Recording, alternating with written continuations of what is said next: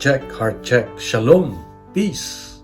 Have you ever felt discouraged, like no one notices your struggles?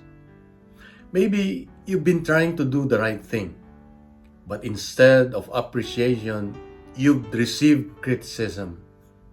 And if that's you, Jesus has a message for you today. You know, in today's gospel, the Pharisees were already planning to kill Jesus. Yet Jesus did not fight back. He quietly continued healing people.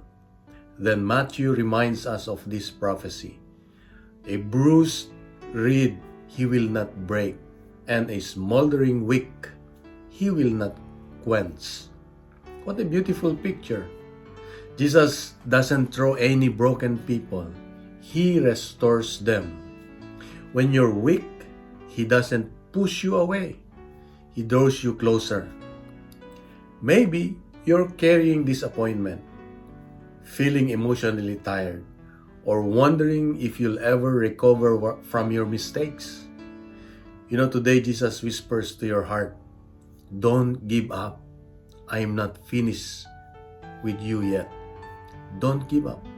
I'm not finished with you yet. Instead of focusing on how broken you feel, focus on the one who can heal you. Take one small step toward Jesus today. Pray, forgive, begin again. That's how healing starts. So let's remember this. God sees your brokenness, but He also sees your potential. Others may see you failures. Jesus sees the person you can become. So don't give up on yourself, because God has not given up on you. And so let us pray. Lord Jesus, thank you for loving me even when I feel weak and discouraged. Heal my wounded heart. Renew my hope. And remind me that your mercy is always greater than my failure. Amen. In the name of the Father, of the Son, and of the Holy Spirit. Amen. Here's my question.